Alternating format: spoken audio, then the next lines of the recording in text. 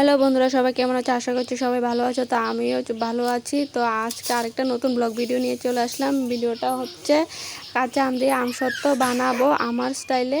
তো দেখো, আমি আর আমার মেয়ে বসে পড়েছি আম নিয়ে। তো এবার আমগুলি কেটে নেব, কাঁচা আমগুলি। আমার মেয়ে দেখো আমার সাথে কীভাবে বসে আছে, ও বসবে আমার সাথে, ভিডিও অন করেছি। আচ্ছা, আমি বলছি আচ্ছা ঠিক আছে বস।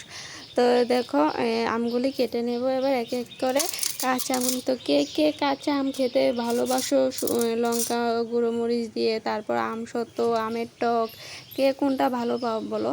তো আমগুলি কাটা হয়ে গেছে দেখো, কিছু মানে আধা পাকা যেটা হয় সেটাও আছে, আর কাঁচা মাছ।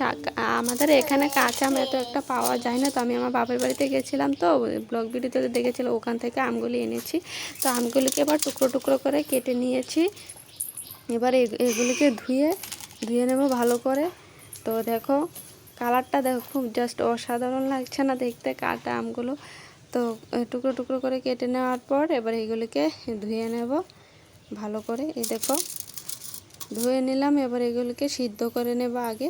তো গ্যাসের চুলাটা এবার জ্বালিয়ে নেব।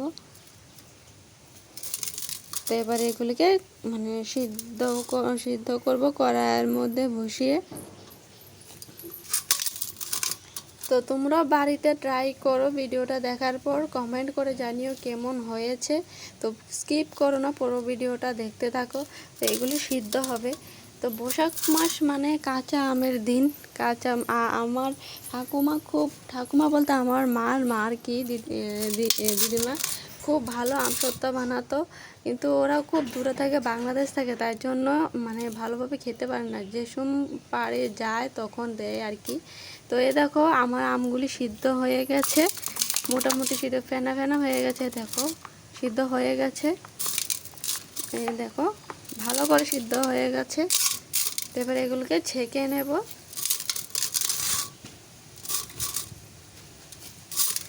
অনেক রকমভাবে বানানো যায়, তা আমি আমার জানা মতো এটা বানিয়েছি। তো সবগুলি উঠিয়ে মানে জলগুলি মানে ছাড়িয়ে নেব। এই দেখো, তো এবার একটা কড়াইতে, আবার এই কড়াইতেই তেল দিয়ে দেবো, একটু শুকনো মরিচগুলো ভেজে নেব। তো এটাকে শুকনো মরিচ দেবো যাতে একটু ঝাল ঝাল টক টক লাগে। অনেকেরা দেয় অনেকেরা দেয় না, তো আমি দিলাম একটু ঝাল ঝাল জন্য। তো এবারে এগুলোকে একটা গ্লাস দিয়ে ভালো করে ফিনিশ করে নেব, ভালো করে থেতলিয়ে নিয়ে এটাকে জেলির আকারের মতো বানাবো। দেখো, তো এবার এই কড়াইতেই এই মরিচ তেলের যে ভাজাটা করেছি, এই কড়াইতেই আবার এটা করবো, জেলিটাকে একটু সরষের তেল দিয়ে একটু করে নেব। তো দেখো এই জেলির মতো যে আমের তৈরি হয়েছে, এটা এবার এটার মধ্যে দিয়ে দেবো। অনেকেরা সর্ষের তেল দেয় না, মানে সাদা তেল দেয়। আমি সর্ষের তেল দিয়েছি, কারণ আমার ওই সময়তে সাদা তেল ছিল না, তাই জন্য আমি সর্ষের তেল দিয়েছি। তো তোমরা কিছু মনে করো না যে কড়াইটা দাগ পড়ে গেছে, কারণ আমি যে ওই মরিচটা তেলে ছিলাম, তাই জন্য এটা কড়াইতে এমন দাগ পড়ে গেছে। তো আমি কড়াইটা ধুইনি। তো এবার চিনি দিয়ে দেবো একে একে। চিনি দিয়ে ভালো করে নাড়িয়ে নেব কিছুক্ষণ।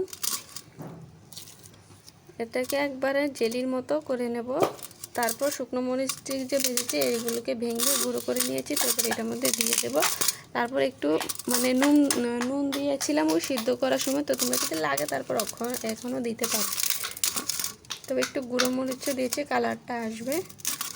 তো অনেকেরা কি ফুড কালার দেয়, তো আমি ফুড কালার নিই, তাই ফুড কালার দিইনি, আমি এমনিই বানিয়েছি। তোমরা চাইলে ফুড কালারটা দিতে পারো, গ্রিন কালার ফুড কালার যেটা হয় এটা আছে, এটা দিতে পারো, কিন্তু আমি দিই নাই।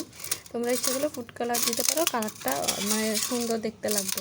তো আমি এইভাবেই দিচ্ছি। তো দেখো প্রায় হয়ে এসেছে জেলির মতো, দেখো